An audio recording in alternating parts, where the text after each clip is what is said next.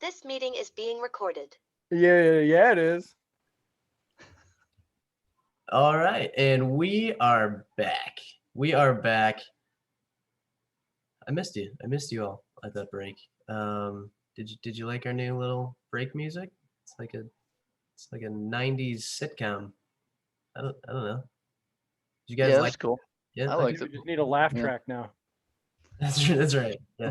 Can I record all of us just laughing at the same time, and then that'll do it. That's a good idea. All right. We have a topic. We have a little topic to discuss here, don't we, Chris? Yeah, I thought Brandon made a good point. Does that make McVay an elite manager? I see a shaking head. I see a Call couple him a head coach, shaking but head. Coach. I'd call him a coach. Head coach. No. I'm sorry, head coach. Excuse me. no, it does not. I'm looking in the Sean screen. McVay, I do feel is a very good X's and O's guy. I think he's a leader of men. I think he's a team leader there. But I think to be an elite level coach, and this isn't just on coaching, it's tied to your general manager and your scouts and everything else as well. But you have to be able to build a team for success over a long period of time. He came in and took a team that had a star in Todd Gurley and just, unleashed the offense that he knows X's and O's and made them better. And granted, he took them to a Super Bowl. They lost, but he took them to the Super Bowl. And then after that, he basically realized he has no idea how to draft anybody. So he just trades all his picks away for established veterans. It's a strategy, but it's not going to work for you over a long period of time. I mean, he traded away. I don't think he has a pick this year until like the 4th round. And I know. And he doesn't definitely have doesn't have a 1st round pick next year as well. So I mean, I can't even tell you the last time, other than Cam Akers, that they took a player high in the draft. Well, I think Yeah. too, as far as coaching goes, I mean, to me, you actually kind of started to sway me in the other direction with your argument there, because to me, a draft, the draft and getting players and everything that falls more on the GM in my opinion. Yeah, the head coach is going to have input on the direction because of their coaching style, but for a good coach, to me, an elite coach, like you said, a coacher of men, right? So someone who's going to develop a culture within an organization. That to me is an elite coach. I hate to say it, people like Mike Tomlin developed a culture. I mean, that's why he's been where he's at for so long. Obviously, he has the weapons, and Big Ben being there that whole time is nice too. Pete Carroll. I agree with you. I think Pete Carroll did not see success in the NFL until the Seahawks, because they let him basically build the culture he did at USC, but in the NFL. So that to me is an elite coach, and I don't see Sean McVay doing that. He's not building a culture. I don't think you can when you're just buying superstars and bringing them in and letting them do their thing, right? Exactly. Yep. Exactly. Yeah. He may have the culture as far as, saying the right things in the locker room and stuff like that and putting his product on the field. But yes, I 100% agree. He's not coaching these guys up. He's taking established studs and just putting them on his team. He's being the Miami Heat from when they built the Big Three, or the Boston Celtics. That's what he's doing. I agree with that. To me, I think. Go ahead, bud. Hello. Hey. All right, I'll go. No, I agree that it might not put him at elite level. I wouldn't put him in the same category as Tom Coughlin or Bill Belichick type guy. I think those guys are elite. Obviously there's more, but I do think that it puts him a step up. I mean, and he's up there because like it, the way that he did it or not, like, whether you like it or not, he did it and he got it, the job done.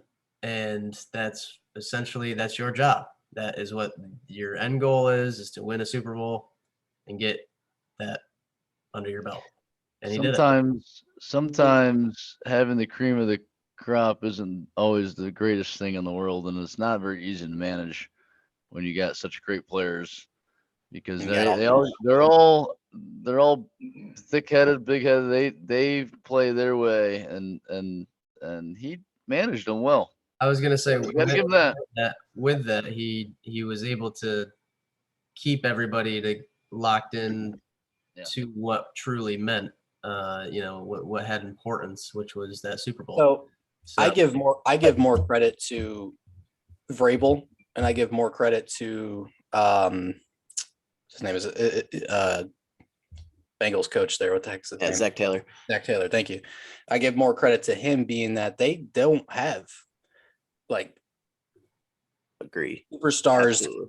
that have made a name for themselves until this year, and the moves that they made are low end free agent moves that they made. So like they're not spending money, but they're building a team based off of just pure talent and scheme that they put in. And I think that's what kind of adds to coaching. I don't think that McVay has the ability to do that. So let me ask you two questions. Let me ask you two questions. One, do you think the Rams can win the Super Bowl with the team that they have and just take Stafford and Goff and swap them back? You think the Rams still could have won the Super Bowl with the Goff? I don't think Goff is as bad as I agree with you. I agree with you. I think they could because of everything that they put around him. Right. Second question, is it more impressive what Sean McVay did with a star-studded roster, or is it more impressive what Nick Sirianni did with the Philadelphia Eagles, making the playoffs when nobody expected them to even have a shot? I would say Nick Sirianni. He came out of, like, he literally just first year coach and took a team that's atrocious and somehow limped them into the playoffs. Granted, they got smoked, but they made the playoffs. I look at the Dolphins. That's my thing. I look at the Dolphins. That's the more impressive.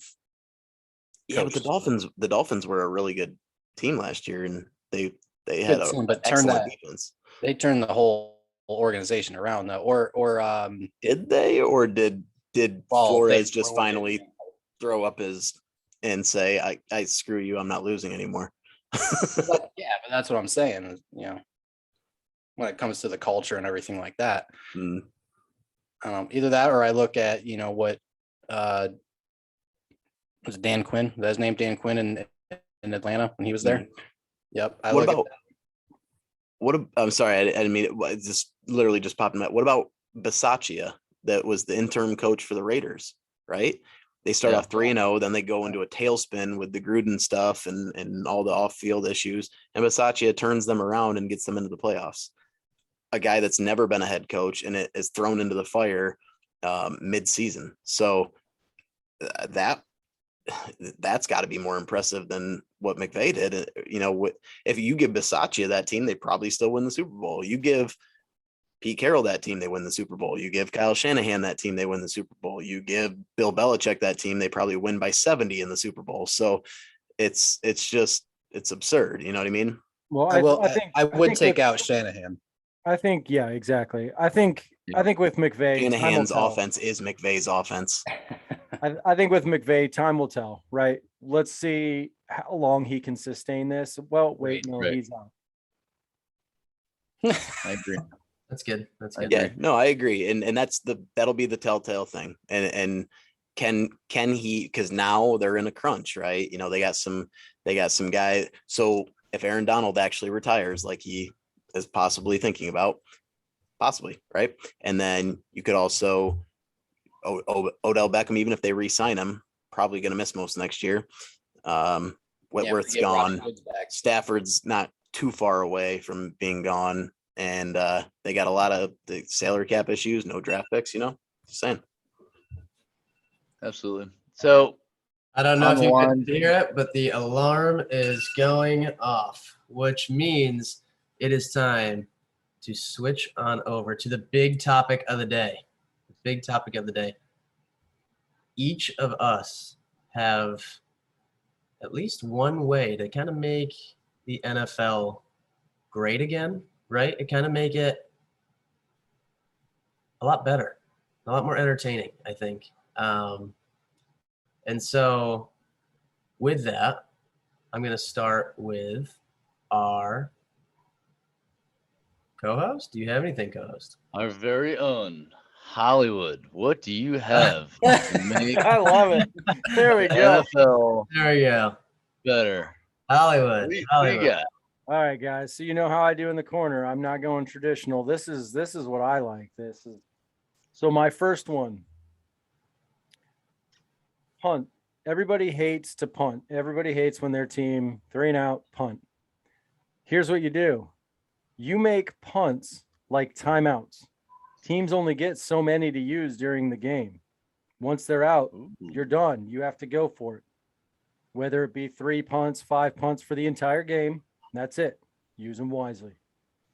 I like that. Wow, that's I like good. that a lot. That's kind of cool. Yeah. I do better- like you better that. patent that idea and send it in, man. Send it in NFL, XFL, if that's still a thing. I was you- on the phone with Goodell earlier. You know, Did you watch the college, whatever that, I can't even remember the name of the place, that small school college that has the coach that doesn't believe in punting? oh, yeah, I know what you're talking about. He doesn't punt. He always goes for 2.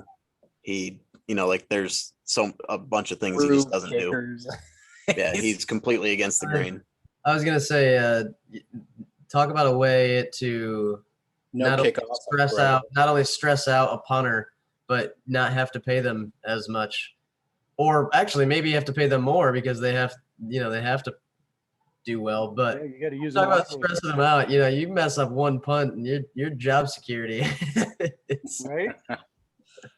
Oh man, that's awesome. I like that. That's They may also actually makes you think- draft a punter at that point. I was gonna say it also makes you think: do you waste a roster spot on a punter? Because True, yeah. outside of punting, maybe he's your holder on field goal attempts too. But Oh, what why else not is he sign a doing? punter or wide receiver? All right, You're let's go through now, and so that was a good one from Hollywood. Brandon Lee, give us one.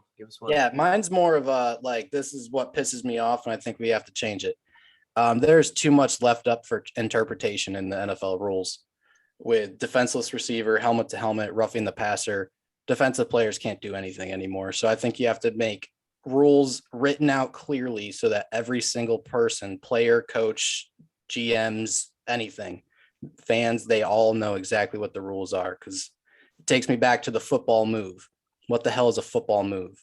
Takes me back to now, is it a catchable pass? Well, that's up to judgment. You can't make that. Helmet to helmet. Dude can lower himself and cause a helmet to helmet. That's not fair. Roughing the passer, you can't hit him anywhere except the belly button, and you can't land on him either. And then defenseless receiver, isn't any guy catching a pass and focusing on the ball, isn't he considered defenseless? But again, I like- it's just so much is up for interpretation that I think you got to change that. You got to make. I'm sorry. I hit on the quarterbacks one there. That was what I wrote down. I agree with the other ones that you said as well, but the quarterbacks, let the quarterbacks get hit, man. I mean, like those big, I agree. those big This hits. football, you know what you sign up for. You get paid millions of dollars for the risks that you're taking, right? Let them get hit. The whole protection of the quarterback. No, screw that. Come on, this is football. Let them hit people. So- this is what it's for. If you want to protect them, more padding. So this kind of touches on one of mine, but so I won't go into that when we get around to me. But I agree. And one of the things that I hate the most about, well, there's 3 that I hate the most about rules protecting quarterbacks. Roughing the passer with a blow to the head. You can just like pet his hair, You can flick and your that's palm. a flag. The target zone, like you were talking about, only hitting them in the belly button area. Well, it's above the knees and below the shoulders is what they want, right? What if you're falling down? You're getting blocked to the ground. You have a chance to sack the quarterback. You're telling me you're not going to reach out at his ankle or his knee? Right. I sure as Yeah. hell am. That's what I get paid to do, right? And then the last thing, and it's probably the most irritating one to me, is don't let the quarterback be allowed to slide and not get touched. Okay. If the quarterback's running outside the pocket, He's a runner. and Seattle fans will love me for this one because Russell Wilson he's good at it. He slides late purposely to get the call. Kyler Murray's starting to learn how to do that, but they're taking advantage of the rule. They're running, running, and you have to make the decision as a defensive player. Am I going to hit this guy and possibly get a 15-yard penalty, or am I going to back off and he fake slides and runs right by me? They're put in a lose-lose situation. It's impossible. And then even if they slide down and you put like your hand on them too hard, oh God, you hit a quarterback that gave himself up. Yeah, exactly. No, and it's just with all the rules that they have up for interpretation, it doesn't allow a defensive player to actually make a play without having to think about, Right. No, Yeah. I agree. oh no, is this a penalty? Back and forth. Right? Yeah. Right. Good points. Right. Yeah. That's sure, just good for an point. example with the Cam Chance. You know what I mean? Like, I we got to go back to it. agree with Got to go that. back. Brandon Lee's cutting out a little bit here, but we get the I gist. of totally it. agree with that. Yeah, I agree with everything you just said. I think everybody will too at home. So you didn't hear any of that? No, we heard about every word. All right, so let's go to Guru. Let's hear a new All one. right. So I'm only, we kind of already touched on two of mine. So I'm going to give you the one that we haven't really touched on. And it's something that has irritated me for a long time and really irritated me last year because a certain team can't take care of their field. They play in East Rutherford. Anyway, so turf fields, and if you play on a grass field, maintain it, right? Washington is known for having terrible turf that just, people destroy themselves on. Nick Bosa, we lost last year in East Rutherford after playing the Giants. He was already had his knee sore, and then we played the Jets next week, and there goes his knee. He's out for the year. So, and now you just saw it in the Super Bowl. Turf field, OBJ, non-contact injury. How many non-contact injuries do we lose star players to every year? Because of stupid turf. The turf monster grabs them.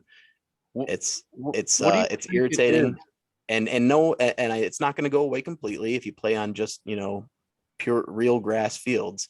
You're still going to have some non-contact injuries, but not to this extreme rate that it's almost a given now. If you're an NFL player, you're going to tear an ACL at least one.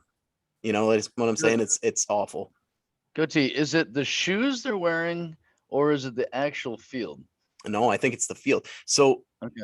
I think it's a combination of things. Yes, the shoes may play a part, but most guys have cleats that are made for those turf fields that are intended to help them avoid those injuries. There's two other things that happen that I think cause this. One, the new training structure of these players. Yep. They're very their flexibility that they work on, I almost think comes back to hurt them in that case. And second part of it is these guys are bigger, faster, stronger than we've ever had in professional sports. Their diets are all better. Their training is better. Their strength training is better. Everything that they do is getting them to a peak performance that we've never seen before. And it's just going to keep evolving, right? That explosion that we love to see in NFL players comes back to hurt you. You make an explosive cut, you're putting an insane amount of strain on your ligaments and tendons that your body's just not meant to take over time. Yeah, so I agree with that, and to put it in an easy kind of look, is that you go and play pickup, at your Sunday gym, and you'll see the 50-year-old guy who plays, he plays well for his age, but he's Mr. Fundamentals. He doesn't do anything flashy, anything like that.